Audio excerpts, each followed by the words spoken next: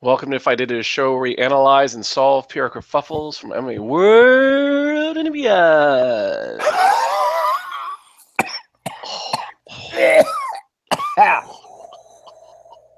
Where's Morgan Freeman coming from? When did Morgan Freeman get on the show? Is it Street Smart Morgan Freeman, or is it the Unforgiven Morgan Freeman, or Driving Miss Daisy Morgan Freeman? It's more the magical Negro, sort of. A crushed hand Morgan Freeman.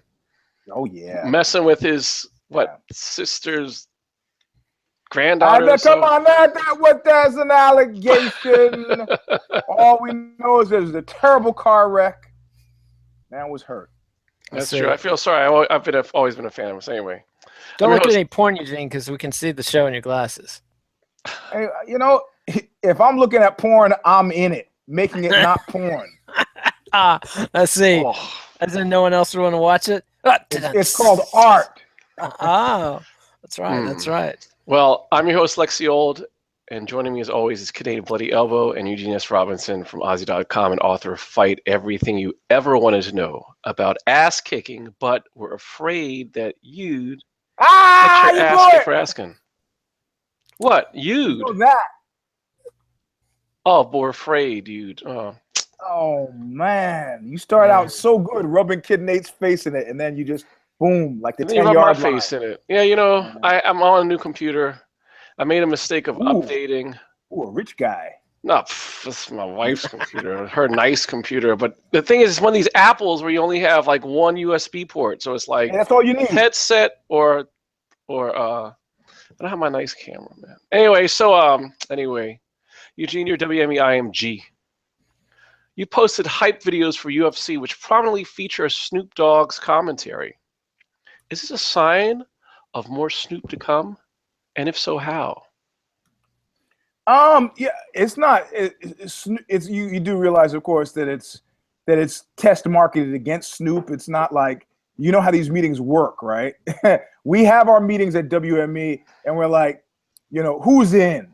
Well, Stanley Tucci's always there. Not enough cachet. Well, Kevin James, not enough cachet. Holly Hunter, what? Nah. Christy Crawford. Holly Hunter? Huh? Yeah, no, I love Holly Hunter. She's sexy. Anthony Kiedis, fuck no. Well, Snoop and Method Man are big fans. Yeah. Bring up those sheets and show me on a Venn diagram what the overlap is between Snoop fans, Method Man fans, Wu-Tang fans, and MMA fans. And the decision was made probably in about 37 minutes. Run Snoop out there. And these are the kind of synergies that would have been completely, let the bald one try to call somebody in Hollywood. He's got a lot of money, but not WME money, clearly, And this is part of the one hand washing the other that makes Hollywood such a great place to be. What do you think Snoop is getting out of it? Like Hitler said, there are three types of secrets. The ones I keep from you, the ones we share, and the ones about future events as yet unknown. Future considerations, baby. You never know. You want to have a friend at WME? All kinds of things could happen. It's just smart people sitting around making decisions about the shit that's coming through your TV or your computer or your phone, Snoop makes sense. And I got to tell you, just when you were thinking, Snoop is hanging out with Martha Stewart, that's kind of soft, bang, in the corner, Anthony Rumble Johnson. It's like, pulling the lure, but then snag him. You got me. I'm a Snoop fan, and now I'm talking about guys with kung fu grips and MMA. I'm into it. There used to be a time when black folks weren't skateboarding. You know what changed that? Fucking videos, music videos of alternative crossover artists who were doing alternative music and had skateboarders on. Like, fuck, I want to try that. And there were only like 3 or 4 like hot shit black skateboarders. Now it's epidemic. You got people skateboarding and hip hop videos. It's called synergy. And WME, that's our fucking business, What about you, Nate? Well, I'm somewhat dubious that WME knows who Method Man is, but they don't have to even know who he is. It's like that Martin Short character. I don't know you. I don't know your work, but I think you're a genius. They're looking at Q ratings. They don't give a shit who these people actually are. True. And I mean, who doesn't love Snoop Dogg? He's like I said last week, he's America's 21st century Louis Armstrong. I mean, he's a pinnacle. So this is genius. I don't know that it's getting this UFC card any traction whatsoever, though. I am seeing no love for this card anywhere. I saw a few GIFs of Daniel Cormier, and yes, I've switched from GIF to GIF, so, I'm just one of those. What do you call the peanut butter? GIF. I mean, obviously. God, Jesus. I call it creamy. I'm not one of those chunky I guys. call it nutty. I'm a nutty Oh, man. you're a nut guy? Nut guy. Like, if I don't get something in my teeth, then I didn't have peanut butter sandwich. We're talking about peanut butter now, right? Yeah, the nuts. The nuts. Nuts all up in Because your I teeth. grind them and crunch them. Feel that pop. Like... A mouthful of nuts. I got it. Yeah, like, I usually have the hooker stomp on the hamsters first and then stomp on that's disgusting. It's good. I'm glad they got Snoop Dogg out there, and it does somewhat rebut Kevin Lee's argument that they don't know how to market to black people. Because, I mean, I think Snoop still has some African-American fans. I could be wrong. Maybe he's gone so mainstream he left them all behind. But I think that's good. But I'm just seeing no love for this card. I mean, I wish Rumble could put some of the awfulness and violence of his fighting style and his alleged personal life into his marketing approach. I mean, he's a good Southern boy. You should know that. Yes, ma'am. No, ma'am. We see it with Sage North, but that's not fucking fake. To a New York guy, I see that stuff. I go, that cornball bullshit. It's fake. But you know that. You're from Texas. The guys who do that, it's just reflexive. It is, because in Texas, if you talk to people the way you talk to people in New York, you will fucking get shot. Like I went to JFK a couple months ago. I was in the bathroom. Somebody tries to go in a stall, and somebody's like, hey, get your fucking hands on the fucking door. I'm trying to shit in here. And it's like, there would have been gunplay. And if that was in DFW airport, there would have been shots fired. But and LaGuardia is just, there was like a 9-year-old kid in there too, cursing and yelling. It sounded like Jimmy, the what's the guy, Jimmy Breslin, that just died? Sounded just like him. So yeah. But I don't know. They're doing what they can. They're pushing some rope here. I'm excited about the fight. Cormier Rumble too. It's a good fight. It's not Rumble Jones that we'd like to see, but yeah, but you also can't factor out, man, the whole once bitten, twice shy thing. It's like, you know what? Are you quoting Rock and Roll's Deadliest Band? Yeah, I will believe the fight is happening when my ass is in the chair at the sports bars as nobody stepped up and asked me over to see it. And Big John McCarthy goes, let's get it on. And then I'll believe it's happening. And maybe not even then. We got unreliable. Come on, you can't tell me your ass still doesn't hurt from the Khabib thing, that your ass doesn't hurt from the the Wonder Boy Woodley fight or Mitrione and Fedor. It's I'll trust. Hey, at this point now, I'm from Missouri, right? Show me. That's Missouri. Yeah, right. Well, Nate, you're UFC middleweight Kelvin Gastelum. Sorry. You were just removed from UFC 212 after testing positive for pot. How do you spin your reefer madness? I think the only way to go is full Diaz brothers. Just legalize it. Absolutely frontal attack. This is bullshit. This is nonsense. This is legal in 7 states. It has not a zero zilch, none documented performance enhancing qualities, unless you want to believe Eddie Bravo, and I don't, because I do believe we landed people on the moon. You got a frontal attack, because otherwise you're busted, Jack, and you just fucked up. This was a gimme fight, Gastelum. This was a gimme fight. This is a career maker. They're putting Kelvin Gastelum in the ring with a basically shot Anderson Silva after he just punked a shot Vitor Belfort. They're feeding you Brazilian legends. No. Sidle up to the table and eat, son. Don't fuck this up. You telling Kelvin to eat, man? Watch out. No. Sorry. No. I'm going to say that he's watching Knuckle Up. And I just said, I am hard. I said on Knuckle Up, and I'll repeat now without being Donna Shalala, that I'm hard pressed to see. Yeah, I thought it was a low class move for him to challenge dude, but I'd say that he fucking finally thought about shit and was like, Well, hold on. Let me intercede right now and say, I'm not suggesting that he saw the fight, saw how it played via Q ratings and go, I can't fucking win this. I'm gonna beat a legend. Everybody's gonna hate me. I can't lose to a legend. Then I'm finished. I gotta get out of this some way. I'm not saying he did that. I'm not saying I did it, but this was before the fight. This is it serves his purposes. This was not a fight. This is not a fight that he should have fucking taken. It's not a fight that this was the best fight he could ever possibly get. You admitted nobody comes out of this fight feeling good about it. You admitted this. Kelvin's mom and his manager and Kelvin. Yeah, I don't know about that. They're better people for him to fight. I can't believe that Anderson's the best. Who? This is a guy he can almost certainly fight beat. Anthony Kiedis. Well, you enjoy that. Or CM Punk. Send him to Syria. CM Punk is mighty. No, Kelvin is on that, wooden roller coaster ratcheting up the hill part of his career, and like that little bump was Vitor Belfort's corpse, and he's just about to bump over old Anderson Silva's corpse, because I think he'd murk Anderson right now. I mean, after watching that Belfort fight and watching Silva's last fight, this was a gimme match for the kid. A gimme match against by far the biggest MMA name that he's going to face, and he done fucked it up. Eugene, you always look for these theories that try to make the world make sense. I did it. I said I'm not suggesting that. However, you're suggesting it, and then you proceed.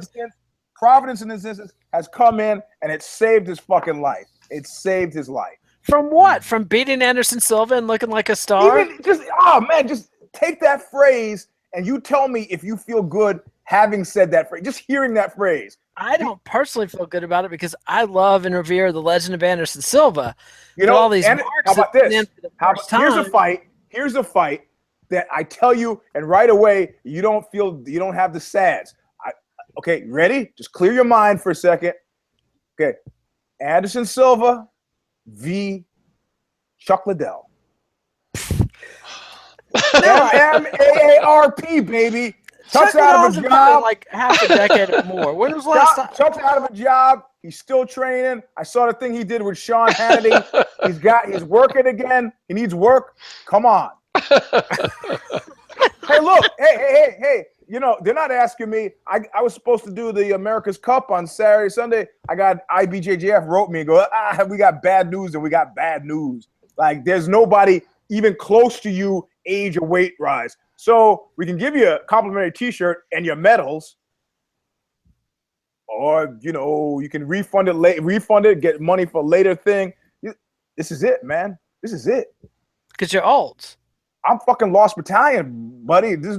I could do an open and go against a 265-pound 20-year-old. Hey, so what'd you do? Thomas right there. I got the refund because right now I got this tax bill that's due in fucking 9 days. I'm hurting. So you're in a fucking mansion here. What are you complaining about? Mansion. Stop. I'm house rich and cash poor. Is that the balcony you dive off the swimming pool into? Oh, I see. Mr. Rancher. Texas rancher married to a corporate lawyer is going to make fun of me in the carport, which is where I'm sitting in a carport. Well, Eugene, you're a WME-IMG. Former boxing champ David Haye claims that the UFC spoke to him about fighting Jimmy Manuwa. Was he bluffing, or is there a future in his fronting? No. It is really not. This is not a. We're talking about boxers, man. Eddie Murphy did a great skit back in his delirious days about the big guy trying to tell a joke. Okay, right, all right, okay. So then the cat said that just there's no craft in this.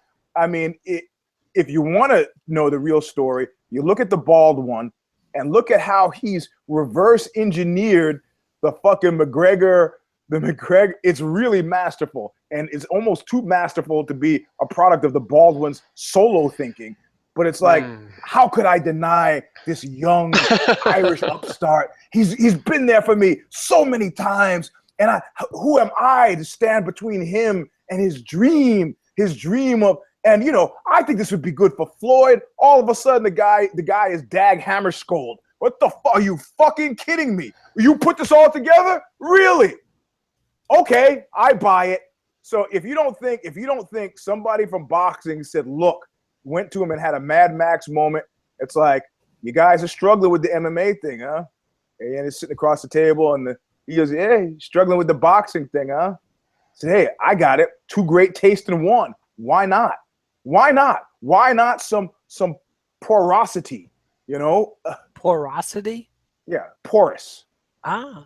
I believe you coined that word there. Word. And who's Dag Hammarskjöld? I need this money for taxes. So anytime you'd like to make a cash wager. Is that suit coat made out of like pool table velvet? It's Alain Petit, the $45 suit company. That's a nice suit, $45. Yeah. Porosity. Now you didn't tell us your of being porous. Give me my fucking money. Who's Dag Hammarskjöld? Oh man! Oh, just stop. I'm serious. Like, you don't know who Dag Hammarskjöld is? No, I don't know who Dag Hammarskjöld is. Okay, Alexi's a lawyer. So, and Alexi? He doesn't know either. No he just fucking left the show. Yeah, Alexi just fuck it. Dag Hammarskjöld he's a Swedish diplomat, and he was a secretary. I think maybe either the first or second Secretary General of the Was UN. this in the Garfield administration or?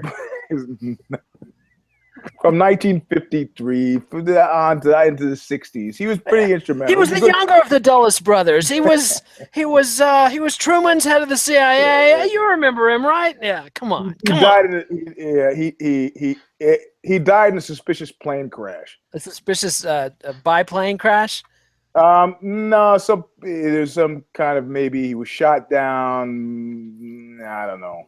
So are you going to shoot down this this rumor? Yeah, I know. I think the smart money. This is all of a sudden we go from having two problems to having no problems. All right. So boxing is sucking. MMA is kind of sucking. Wait a minute, Well, David Haye is an MMA fan, but then the question is, would this fight be in the cage or in the ring? Because if suddenly the UFC is just going to be feeding their fighters to boxing to get beat up in the boxing ring, because face it, it's a different game, and these are both games. We've all seen the other film, though. It doesn't work the other way. It doesn't work the other way, but it's not going to work. Look. This goes back to the original spirit of MMA, where you got all these barroom bets trying to be, oh yeah, I take Kuk Soo Wang. Oh yeah, but if you set the rules so that you can only box, then boxers are going to win every time. It doesn't, certain guys, Manoa, maybe Glover Teixeira, certain guys who are feeling handy, they want to test them. Glover Teixeira, the same guy who goes for the takedown anytime he fights somebody with any striking skills whatsoever? Look, what I'm saying is the barroom question of who is better, it starts to bite at you, especially if you're an MMA guy. People say you're one of the baddest men on the planet. It starts to bite at you, especially when there's a Rolls Royce attached. See, unlike Floyd, who openly and avowedly disrespects MMA, makes homophobic comments anytime you talk about grappling, David Haye actually trains UFC, as they say, and he respects the sport. So I think it's possible. UFC, although I train UFC, bro. TRANE. I thought he blew out his Achilles tendon or something. Though, yeah, it's something blown out. So I mean, yeah. So I don't know that he'll be in any shape to fight anytime soon. I mean, Achilles tendon, that's like months or years, isn't it? Like, there you go. Even the better. Yeah, a lot of build up for this fight. A considerable amount. And Manoa, is he still like visaed out from coming to the U.S. or did they ever sort that out? Like, well, he was talking about O2 Arena, so he wasn't. So it would be in England. Like, yeah, I don't get on a plane. Plane, train, or automobile. There you go. So, Nate, your Marvel Comics. Your vice president. Lifelong fan. Me too. Your vice president of sales blamed low sales on diversity during a retailer summit. CBR and other industry sources took him to task and found some of the best Marvel comic sales involved female characters, and that the Black Panther was the most successful comic book of 2016. What damage control do you need to take in the wake of this kerfuffle? Well, they need to straighten up their fucking plotting and shit. I mean, I haven't read comics in a while, but my kid tells me that the X-Men versus Avengers crossover was all kind. When a 9-year-old is fucking disappointed, you know your comic is fucking hot garbage. Because my 9-year-old will read any crap that's got 4 colors and leotards in it. I mean, and the kid is bitching. This wasn't very good. Like, it's not very good, and the diversity is not the problem. My kid does not. He read the Black Panther thing just like it was any other comic book. He read, you know, the female this, that. He doesn't care if there's explosions and colored costumes. He's digging it. But if the plots make no sense and the characters are getting fucked over, that's their problem. They're doing everything around the movies these days. They're not inventing new characters for the X-Men, although some nerds will tell you that that's not true. But I'm sticking with the big story because they don't have the rights. Fox has the rights to the X-Men movie, so they put in the kibosh on the X-Men. X-Men's their franchise. It's just they're tying themselves in knots with nonsense, and this diversity thing is an excuse for bad comics making. Jack Kirby never blamed diversity. Of course, Jack Kirby always made good comic books that people wanted to buy. So, you know, I don't know what to tell you. Make good comic books, Marvel. What's your take, Eugene? So who? I'm sorry. Who am I representing in this case? You are representing Marvel Comics, aka Disney. I fire that fucking prick so fast. I take him to his desk. I get your fucking mug and your shit, put it in there, and I walk him to the door immediately. Immediately. I mean, wasting no time or thought, man. This was a casual throwaway thing for him, but look at where he casually threw it away to. There's nothing casual about that at all. That shit is deeply injurious, and it shows me that he's got bad intention, and that's not a job he needs to have. In his defense, he said the retailers told him. So, hey, man, hey, you know what? Plenty of people have told me plenty of things. You know, there were some guys who at Sweetwater, I could go ahead and fucking out them. Sweetwater music instrument manufacturer, big catalog. You want to buy yourself an amp? Oh, let me get the Sweetwater catalog. They said they were going to stop advertising in EQ magazine when I was editor-in-chief of EQ magazine because it was getting too urban. You know who I put on the cover to get that blast that's too urban? I put on the Bill first Cosby? cover. No, I put on Jack Puig. What's the guy's name? Puig? Puig. He's a producer guy. It's a magazine for producers. I can't remember his first name. Puig. He's fucking Portuguese. Extraction. Great rock and roll producer. I think now he's the head of like freaking Sire or some label that's still around. I put on Thievery Corporation, Moby, and Will.i.am. And then it was too there you go. If you book a Moby show, you'll get an undesirable element. I guarantee you.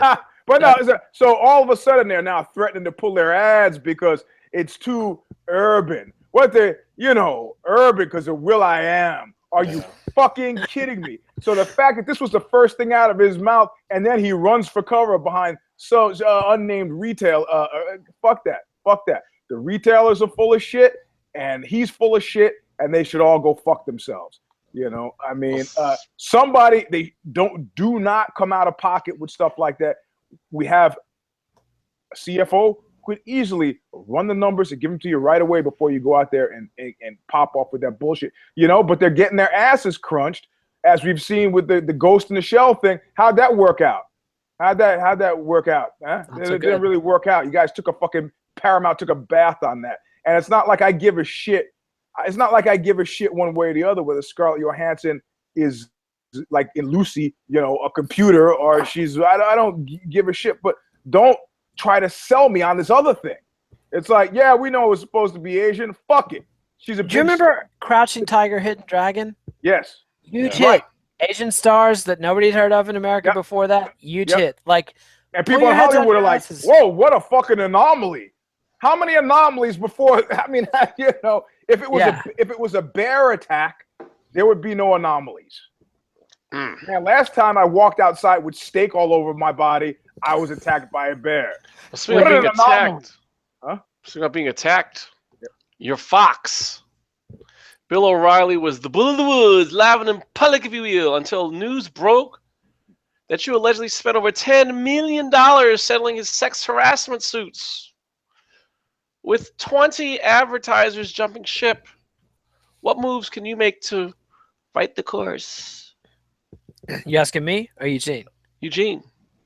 You know, man, if I'm the board of directors, if I'm Rupert Murdoch at this point, you know, he's sitting with his family and one of his trusted advisors, I think her name is Elizabeth, right? His daughter, Murdoch.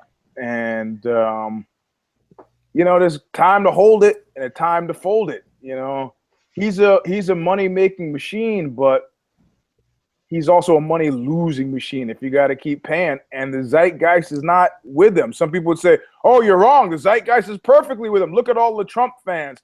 Yeah, you know, we talk about Trump fans, we can talk about Trump enemies. And I don't see any group that's consistently upset with Trump and with a deep, burning, stoked disdain as women can't get their shit together enough to have a united front. But the women who are opposed are actively, aggressively, and angrily opposed. And already, it didn't take but hours before I went to sleep last night. I went to sleep last night at 1 o'clock in the morning. But hours, people were like, oh, our molester in chief is defending. Why does he get Bill Cosby in there on his defense team? It's fast, man. And fundamentally, he just renewed his contract. Sort of, it was a conditional renewal because the old one expired this year. Due to 60, how old is he? 67. It's like, you know, they've fired people who were more well placed and doing. You know, what happened with that thing with fucking who got reamed in that whole late night thing? You know, there was Conan got reamed. Conan got reamed. So they've done it. And nobody's, you know, don't cry for me, Argentina. I mean, if I'm Fox at this point now, I go, why not? What he makes, it's just easy to get him gone. You know. No. The Fox audience doesn't give two shits about this. That's known, but I still got to cut checks for this guy out of court because he can't keep. Well, that part's bad, but the advertiser boycott thing has been way overplayed. If you didn't hear me say one thing about the advertising because other people, Glenn Beck has lost more advertisers. And all they do is reshuffle them to other shows. Right. When you're buying cable time, you don't know what show you're buying.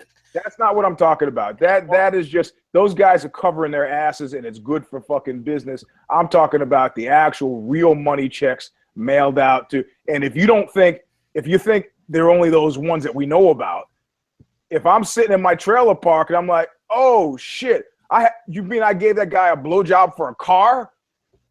And she got $4 million? Nah, it's a Tiger Woods thing, buddy. You know, I'm coming out to get paid with something other than a mouthful of paste. Damn. Well, speaking about having a mouthful. Hey, I didn't get to answer the question. Oh, you didn't? No. I gotta say the advertising thing because people are making a big deal of advertiser boycott. I just gotta explain. I'm not saying you did. I'm saying people. Some say, as the president would say, some say that it's impacting their business. It's not impacting their business. They didn't buy time on O'Reilly. They bought time and discovered, oh my God, we've got our ads on O'Reilly. That's bad. We don't want them there. And they move them somewhere else. When Glenn Beck was in trouble, they were fucking public service announcements on his ads. It didn't hurt their bottom line. They're just shuffling money around. They're just shuffling ads around. They're not going to pressure. Nobody's going to pressure Fox into firing O'Reilly. He is synonymous with the network. This isn't Roger Ailes. This is a different deal. O'Reilly rides this out. Mark my words. O'Reilly rides this out. Well, let's mark your words on who you are next. You're Kendrick Lamar. The best rapper of our generation. Oh, finally, people are acknowledging me. Oh. Your attempt at black female empowerment in your new Humble track is catching shade for patriarchal and racist beauty standards. Your label co-president made matters worse by tweeting, quote, "Can someone help me understand exactly what a feminist is?" End quote. Should you mansplain or quietly move on? I quietly move on, man. This is Tippets at Teapot. I don't think this means jack shit to Kendrick's key audience. I think he rides this out. No, I could say a bunch of sexist and ugly stuff, but then I would be in the same problem that all these other fellas are in. But it's all true. That's what I have to say about it. How about you? Hey! You want to see my Kendrick Lamar imitation? By all means, Morgan Ready? Freeman. Okay, all right, ready? Okay, ready? 101, 102, 103 million, 100. Oh shit! I gotta start again. It's like Scrooge McDuck. Yep. Out in the pile. So that's my way of agreeing with Kid Nate. 10% Teapot. Go back to counting money. Yeah. Well, and reviving jazz. The guy's not just our best hip hop artist; he's popularized jazz in a way it hasn't been done in decades. Well, one guy who will have to argue. Or at least it's Tribe Called Quest. Our Or guru. Gangstar, exactly, Guru from Gangstar. Let's since you talk about the best rapper of our generation, Eugene, your Chance the Rapper. The Chicago Sun-Times ran a story that some fans want you to run for mayor. Your father was the deputy chief of staff for the current mayor, Rahm Emanuel. You funded Chicago schools and arts, and even rapped out being mayor in 2015. How should you respond? Yeah, I like the idea that people, I mean, with our Trumper in chief, that people are kind of conflating the worlds with entertainment and real public service. I think he would fundamentally find it not incredibly satisfying, but I don't think he should say, I'm not going to find that very satisfying. There are real people out there that you should vote for and do the research. I say that he said, I'm not going to run, but I'm going to do you one better. And start, in his wheelhouse, a show, a series, maybe a concert, maybe a concert that mixes up music and public policy and involvement, where we get, all you got to do is we'll do a series in your town and you come up with the top 5 things that if you could fix, that you'll fix. We'll meet and match it with your city council. All politics is local, and we're going to start, and that's how you get me to come to your town. And something, play to his strengths. I don't know if you've ever had to sit in a city council meeting, but Chance the fucking Rapper is not sitting at a city council meeting. I had to do it. I had to do it as part of becoming a journalist. And that was one of the things that made me decide, no way am I working for a newspaper. Absolutely no way. What about you, Nate? Pretty much the same thing. I thought Eugene, with the breakups, was doing the Beastie Boys Intergalactic video, but there's Chance the Rapper on the city council. No way, no how, not happening. No. All right. Nope. Well, Nate, you're Nivea. You pulled your, quote, white is purity, end quote, deodorant ad after a social media uproar. Consumers now question your Germanic roots and inspiration in the wake of this campaign in your last race row in 2011, ordering a bearded black man with afro to, quote, look like you give a damn. Re-civilize yourself, end quote. Should we just accept the fact you can't help yourself? You love the Aryan race and nobody else? Pretty much. Fingers to your toes. You have one permanent clothes. That white purity. Yeah, I think they thought that wasn't going to get out to other regions. I think that's the excuse, that this was a geo-targeted ad campaign, and they didn't realize that those people would see it. I don't know, man. They should just follow Nestle and just be like, fuck you. We're going to take all your national forest water for nothing and leave you thirsty. They should just be like, hey, we're the racist, home care beauty product line. We're the racist home care beauty product. That should be their fucking We're supposed to be experts on skin. Hello, who else is a better expert on white skin? Lotion, white power. That's right. You don't want to smell like those people on the bus. Once again, if you've heard arguments made for diversity, and you find yourself making this jerk off sound because I won't change anything, you gotta know if there had been one Negro in that room, there's wait a minute. And alternatively, if you do have a Negro in the room at Nivea, and they didn't say anything. Well, they said, "Hey, can we have some more coffee?" Yeah, exactly. Not that guy. Not that guy. The guy who's got a chair, who he's getting the big checks, and he doesn't say anything. At that point, everybody turns in the room and go, "What the fuck do we have you here for? What do we have you here for? You were supposed to protect us and tell us about this kind of shit. We don't know. We're insensitive. Help out. That's why you're here." Does Ozzy call on you in these kind of situations, Eugene? You know, they haven't had PR kerfuffles that they've needed me for, but I have given advice, very much along the advice that we give on the show, to high-ranking people. In actual fact, with an eye toward, you know, it's like Colonel Cathcart in Catch-22, with an eye toward, is this a feather in the cap or is this a black eye? Even the terminology is racist, Eugene. A Feather what in the eye? cap? A what eye? I tell you, if I was a little closer to you now, we could work on the finer points and figure it out whether it's racist or not. And you know, the guy, that cop who I traded with today, actually did an eyeball hold. An eyeball hold? Like he... I had swept him and was savaging him. In all fairness, he weighs like 175, right? And I'm digging my head into the soft under part of his chin and the knuckles in the. I'm just really being an asshole, but he couldn't take it. And then he reaches around and he goes like this, and he like actually physically cupped my eyeball to the. It's like, what the? Is that something they learned at police training? Now he learned it from me, but I learned from the Three Stooges. Dirty pool. Yeah, wise guy. Yeah, exactly. Dirty pool for him to be doing it while I was doing dirty shit to him. Well, it sounds like a teachable moment. Eugene, your Pepsi. Your ad campaign featuring Kendall Jenner as a police brutality peacemaker with your product arrived DOA, forcing you to take action within 24 hours. Quote, "We are removing the content and halting any further rollout," end quote. What can we learn from your horrid attempt to appropriate political movements for pop soda profits? Man, I mean, again, you just said the same thing twice, right? So from Nivea to fucking Pepsi, you know, if you haven't thought that there was some benefit for inclusion, you're learning it the hard way now, you know, because. But isn't Jenner's boyfriend black?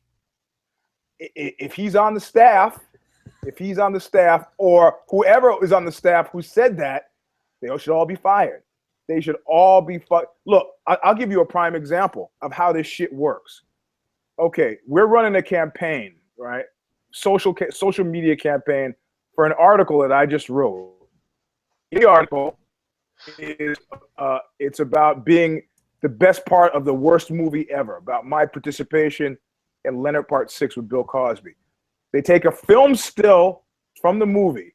One of the stills where Cosby himself is, shaking his head like that. So his features are largely distorted, and it sort of recalls in a clever way the image from Get Out, where the guy is sinking into the low place in the chair, and he's got tears streaming down his face. Cosby has some fluid on his face. You can't really tell it's Cosby. I got stopped from what I was doing, called into a meeting with the founder, and the founder said, "We want to run this as a campaign. Do you find it upsetting, and do you think it's problematical to have Cosby's face leading this campaign?" Now, you got to understand what's happening, right? If I glibly say, "Oh, it'll be fine," and there's a problem, what do you think happens to me? That next Leonard Part 6 royalty check might be greatly reduced. So I need to take this seriously, and I got to think about it really serious. I go, nobody looking at that photo on first blush would be able to tell it's Cosby. One, it was a long time ago, doesn't know how he looks today. Two, the features are distorted. Three, by the time you figure out who it is, you're in the body of the story, and we talk about the rape issue in the story, so we're covered, we're in the clear. That was a simple 5-minute discussion. They go, "Great, thanks." I got up, went back to my desk, finished writing whatever I was writing. That's how that works. Say, hey, we got this campaign plan for the Jenner chick. Hey, do you think would it be kind of weird to maybe kind of then the Pepsi to recall that kind of black? And somebody would say, this could blow up in our faces. Mm-hmm. Nobody says that. You fire them all. Yep.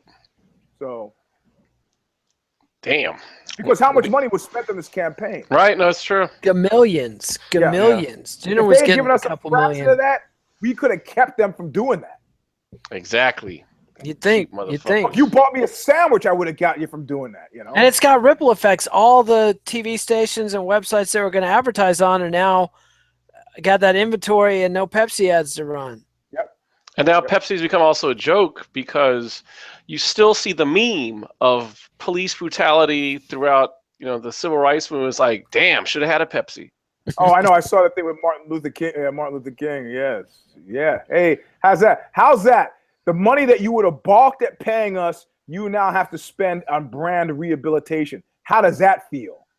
What do you say, Nate? There's not much to add. I mean, Pepsi just screwed the pooch, man. I mean, that was a legendarily bad ad, all-time bad ad. There's no fire everybody. Man. Time again for Kid Nate's heel turn. Oh my God. As we sit here, fucking Trump is leading the nation into war with no congressional authorization, no UN authorization. And I got to blame the Democrats. It's like Hillary Clinton does an interview today and says, yeah, I'd be doing the exact same thing Trump is. It's like, fuck you people. Vote. Is there a peace party? Like, is there any way? We're like the monkey at the vending machine. The American people are like trying to vote for no more wars in the Middle East. How do I get that out of this fucking machine? Trump talked a lot of shit about no more wars in the Middle East. Unfortunately, his dumb ass watches CNN and believes the shit he sees. And somehow he missed that they always want to go to war every time there's a kerfuffle. And Obama rode these out. Like, I didn't like Obama very much, but I do have to hand it to him. He didn't go to war in Syria, even when the cable news networks were all buzz with it and everything. And Trump folded the first time out the fucking gate. And Hillary Clinton's over there saying, I would have bombed him too. Go Trump. It's just like, oh my God. There's no winning. There's no win. It's a heads you lose, tails we win kind of thing. And the war party, Bannon's out, Flynn's out, and these are the scary bad guys. And as soon as they're out, the responsible adults, McMaster's and Mattis, have us bombing Syria. And this is not going to solve the issue. These bombs are not going to take Assad out of power, I guarantee you. It's just going to kill more people and make more money for the Pentagon and the defense contractors. Rinse and repeat. This could become a much bigger deal if we fucking get into a war with Russia and Iran. This is bad. That's my thing. I blame the Democrats. Stop it. You're one of these Hillary Clinton liberals. No, you're overreacting. I'm overreacting. What's good for Trump Industries is good for America.